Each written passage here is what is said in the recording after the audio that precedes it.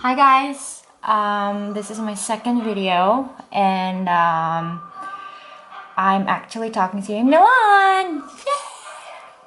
So I did this quick poll on my Insta story to use the voting function that they recently made to ask whether I should go to Milan by myself or not, and 99% voted for me to go.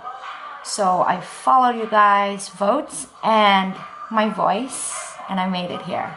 Welcome!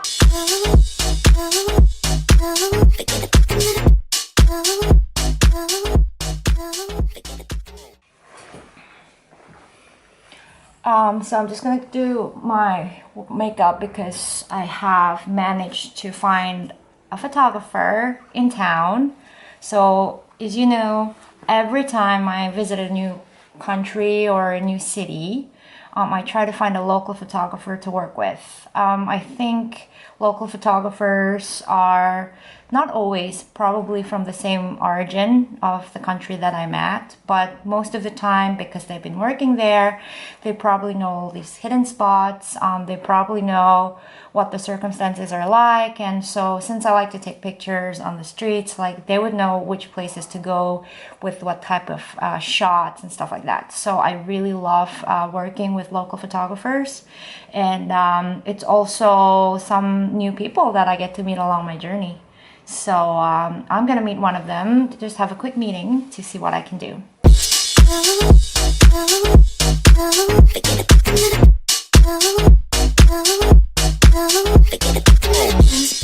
It was quite a difficult journey that I took until I actually arrived here, because you probably checked my first video. I hope you did, and if you didn't, go to check it.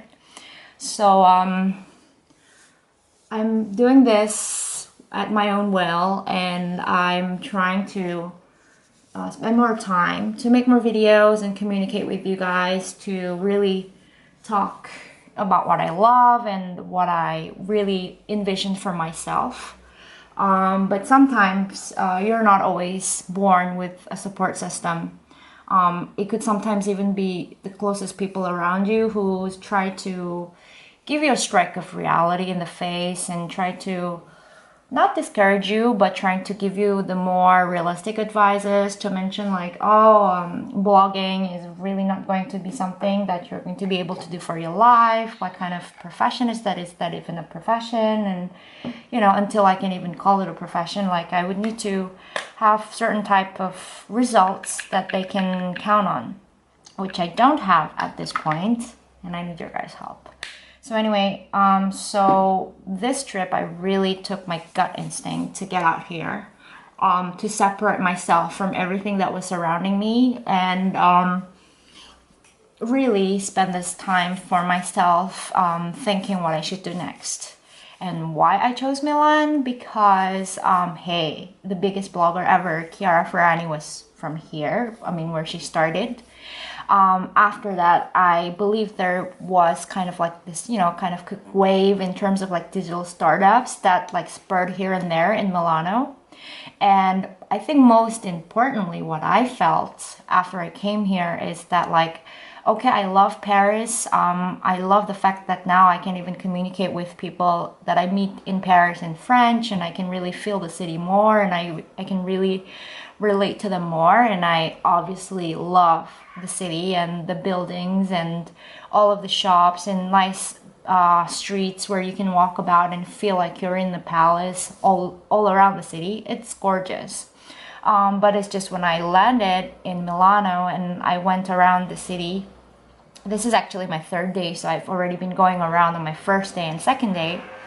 Was that I don't know, it feels more free in a way, and that freedom is probably the different type of feelings that we feel maybe in the United States. I'm sorry. Although I've never really lived there, it's something that people feel more liberal to being who you are. People are not scared to express their, fashion style. They definitely have that sense of presence, that sense of existence. So you're not in a society where you are surrounded by norms or you are surrounded by so many constraints, but you are more free to express yourself. And I really feel that once I landed in Milano. So I feel that spirit here and I love it. And there was like tons of things I wanted to talk to you on this video, but obviously when I turn on the camera, I always forget. What did I want to say? So I'm just going to start with the first thing that I'm so blessed with, and here it goes. So my friend that I have become friends with at my first job in Korea is now living in Germany, and she could fit in her schedule to come and meet me here. So she flew in 2 days ago and spent 2 nights here with me. And so she and I started working in this department store called the Galleria department store. It is one of the most prestigious department stores that exist in Seoul. I still believe that. And they have done an incredible job in curating the right brands in the right assortment. And they have one of the beautiful store buildings as well. And we met when we started to work there. And basically what we did was, there were tons of titles to what we do. But we started by being called as assistant manager, and then we were called as managers at one point, and we were called as buyers at one point, but none of those really describes what we actually did. So in my opinion, I think it's more like a tenant relationship officer slash marketing.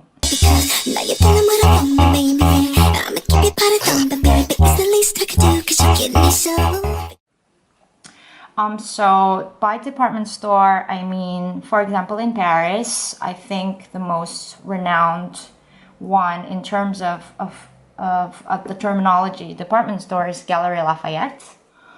In Japan, for example, Isetan. And in Korea, there's quite a lot of them. And the one that I worked in was called the Galleria.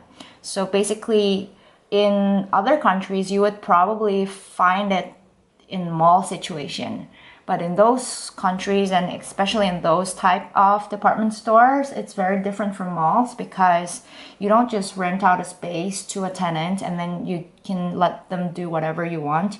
You actually get very much involved in what tenant, being a brand, comes into the store, takes which space next to which other neighboring brand, and you can get as detailed as what type of products they're going to put in the store, because probably you could negotiate to put more limited edition as compared to your competitor, so that you have more exclusive line in your store. And then you would definitely collaborate a lot to create a lot of marketing events in store. So you would have customer relationship services, and then you would have all these trunk shows or defilés inside, or if it's for cosmetics, it's beauty classes or a short class inside the department store, so that you can have a lot of traffic coming in to see all these interesting events. So basically that was my main function in my first job, and so was my friends. I was a little bit more lucky because I spoke English relatively better than my other colleagues. So what I did was, since the Galleria department store that I worked in was in this district in Seoul called Apgujeong, and it is one of the most renowned area in Seoul where there's most fashion boutiques. And for all those like very world-renowned brands, like they want to have the best spot. They want to have the best relationship with the store because they understand that that's going to bring them the most important clientele. That's going to represent their brand the best way. So they always try to communicate with you and fight for the best. And what I did was I was occasionally in meetings when what we call the principals came from the brands to visit the store with the highest hierarchy inside this in the department store to negotiate the future plans or relocation plans or a big marketing events that requires the store's participation to invite most prestigious clients. We would have all these meetings here and then. And we had the privilege, well, I had the privilege to meet with all these principals from all the big brands that you can ever imagine. I can name a couple that I used to meet very often. First of all, I would like to thank Galleria to come to our office, Chanel office. We are at a stage where Galleria is renovating the whole West Wing and soon the East Wing. And I would like, on behalf of Chanel and all my foreign colleagues, to thank Galleria for all the job that they have done over the years. And we hope that this renovation will bring a lot of new customer and the old customer also. And I'm very sure that it will be successful. Chanel has been a partner with Galleria for many years, more than 15 years, and I hope to last longer. So to all of you, thank you for this partnership, and we wish you great success in the years to come. Thank you. Is Chanel. We used to meet them very often. Louis Vuitton, and as you know, Louis Vuitton is part of the LVMH group. So there's the big Monsieur Bernard Arnault, who is like the owner of the group, who usually does like annual tour of all of his stores around the world. So once in a year or twice in a year or once in every 2 years, Monsieur Arnault will come with his army of other directors in his team to roam around the department store and have a look at his Vuitton, Dior, Dior Homme, Fendi, Dior Cosmetics, and all those brands that are under the LVMH group. And so I also had the privilege to kind of be at that tour, although I'm not having like too much conversation with Monsieur Arnault directly. So there you go.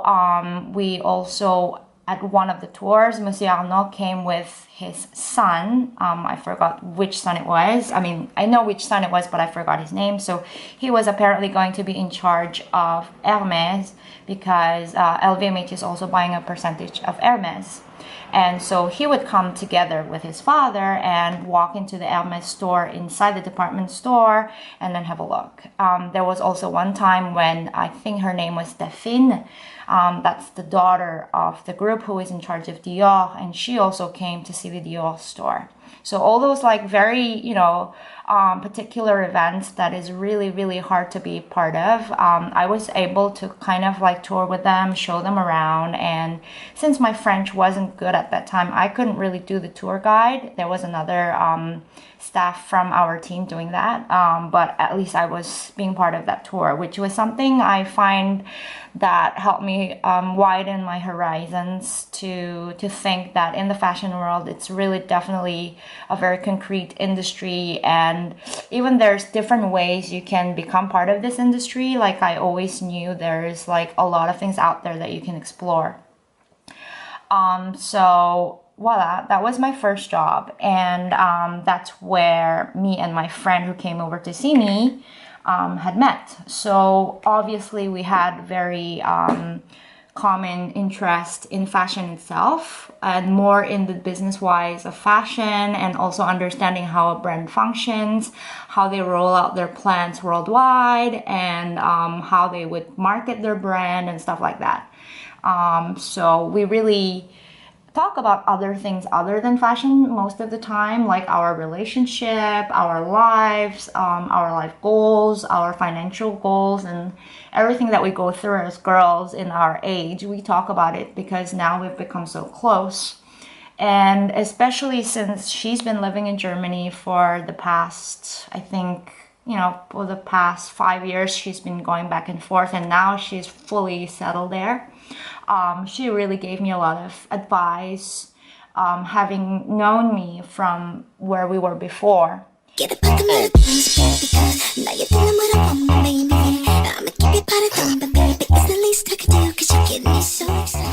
It was really touching yesterday because she just really made me feel comfortable about what I'm trying to do now, although I haven't shown any results enough to demonstrate to other people, let alone myself. And so we actually took the subway to go to Duomo again, because this is the best place ever, in the evening. And we were planning to go to get a coffee on the second floor inside, okay, let me try to get this right, I think it's Galleria Vittoria Emanuele II. So, the shopping arcade right next to Duomo that's filled with the most prestigious boutiques, there is the store of Prada. And since Prada was interested to merge with, I think they acquired this very prestigious Italian biscuit brand called Marcheri. They have now opened their small tea salon, or kind of like a biscuitery that also sells like coffee, on the second floor of the boutique. So if you go there, you can still feel that kind of like Prada ambiance, because they kind of have the same color scheme, but you can actually buy coffee and biscuits and croissants and stuff like that, and you can sit there and you can have a coffee with your friend. It's a very surreal feeling, and I love it there, so I wanted to go there with her.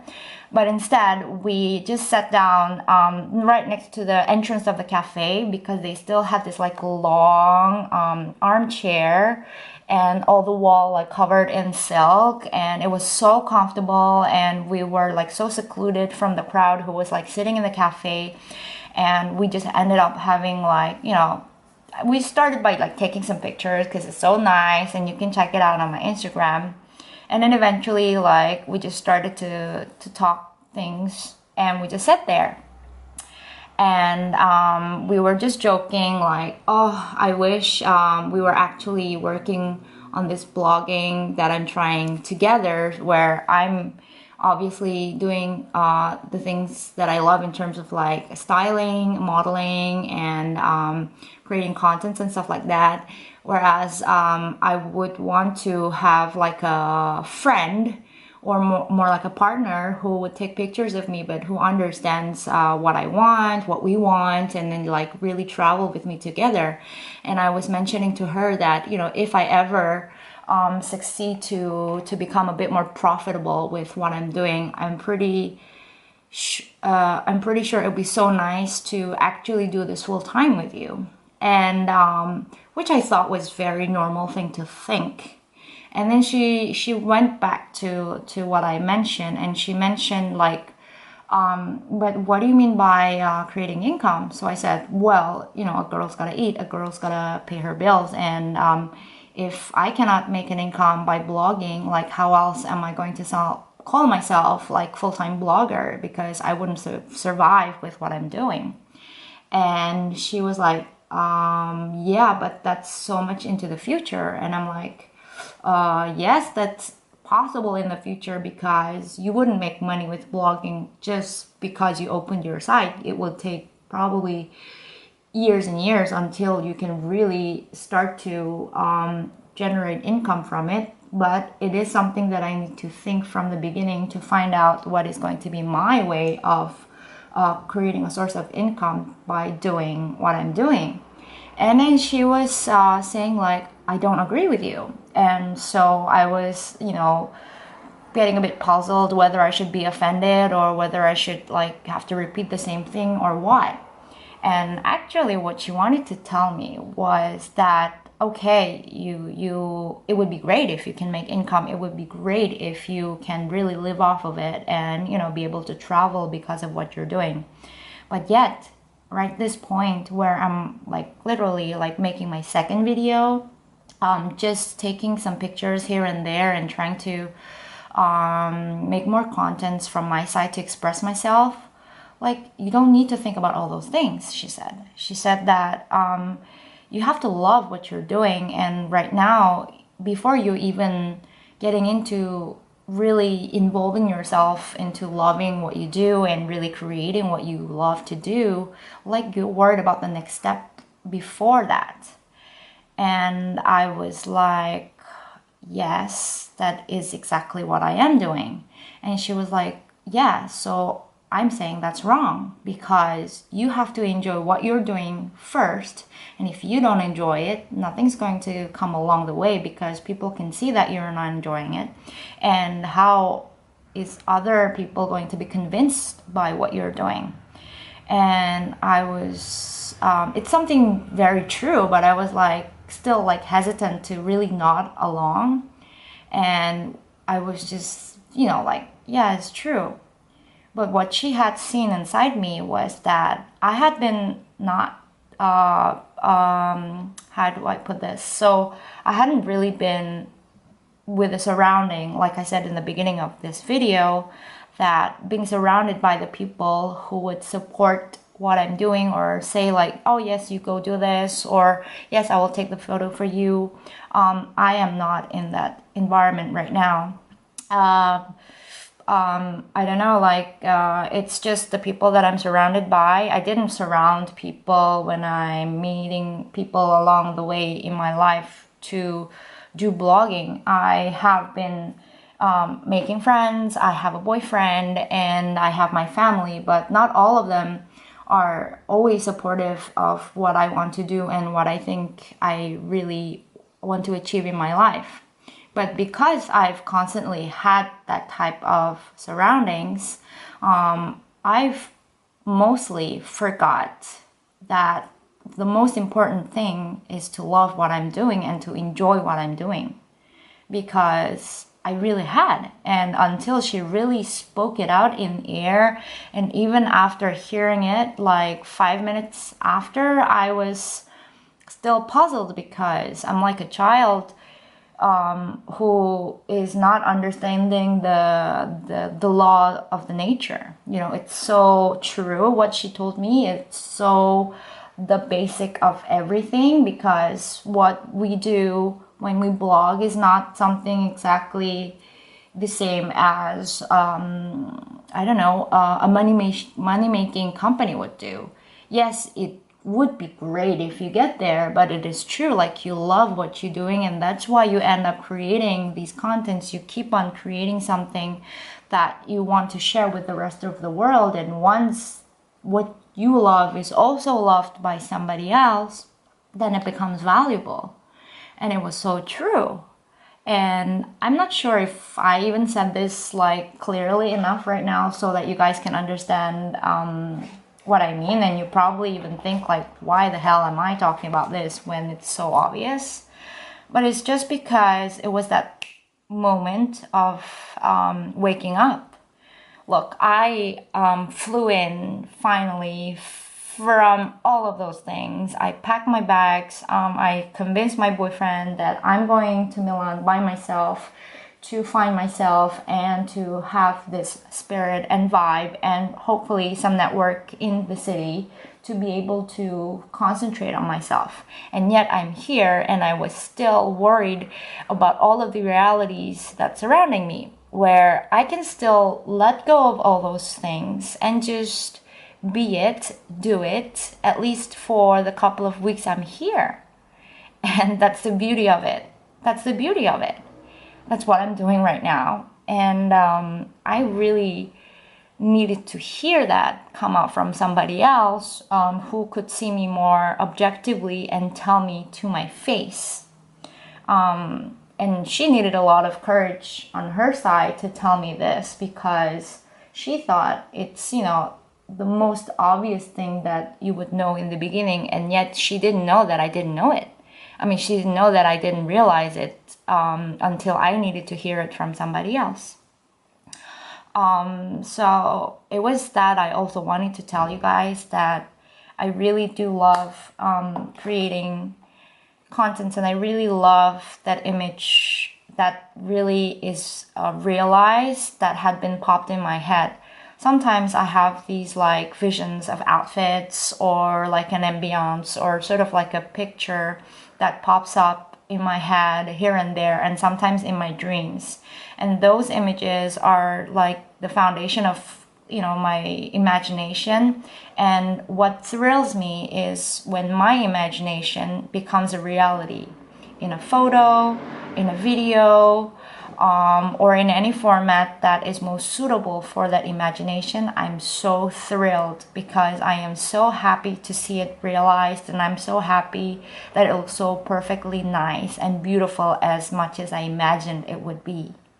And so that's what I really want to do, and I really hope that it's going to be possible, whether it will take how many number of years from now on. That is not the most important part. The most important part is that I will be able to do that, and I will be able to continue doing that every day, and to develop my own skill set, and, you know, keep making better outcome. And that's what I really wanted to do. So here I am.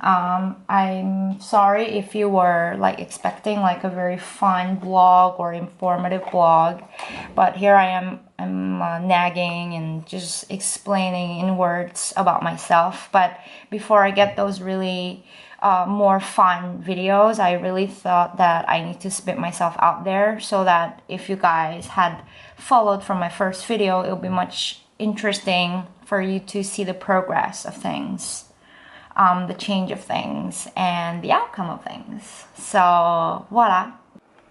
Guys, I said bye, but I had to share this rose that's almost dying. It's a bit dying right now. But it was like pretty cool how I got it. So yesterday when I ended talking with my friend, and I had a lot of tears coming out from my eyes because I was so touched by what she told me, we came down from Margheri to take a picture inside the nice, under the dome of the arcade in Galleria Vittorio Emanuele II. So I was like posing and taking picture, and then suddenly this I think he was Indian selling roses. He came up and he gave me like the full bouquet of the roses he was selling to me. He put it on my arms, and then he went outside of the lens. I was like, and then I told my friend, take a picture, and my friend was like, no, he's gonna sell it to you. So I was like, I don't care, just take a picture. And then so I just like felt so happy when he gave me the bouquet of roses. And then I was like, you know, I'm just gonna take one. And then I just like gave him a couple of coins that I huffed, and I got this rose. And then when after that happened, suddenly this guy, I don't know, out of nowhere, he came and he offered to take a picture of me and my friend together. And then my friend was also scared that he's gonna steal the camera or something. And I was like really feeling that he was genuinely like offering to take a picture for us. And then so I just like gave him my camera, and then he took a nice picture of us. And so I just felt like after having this conversation with my friend, and then we came down to maybe like the reality, and then suddenly we have like all these like forces like coming into us and then helping us around, and I felt so blessed, and I felt, I don't know, so bright at the moment, and everything is like coming into the right place all together, just with all these strangers that I met along. And I'm so happy. I was so happy, and I'm going to stay happy. I'm gonna be alone in this city for the next 10 days or so until my next friend arrives, but I'm really going to put it out there, and I'm going to spread the joy and happiness with you guys. Ciao. Thanks, guys.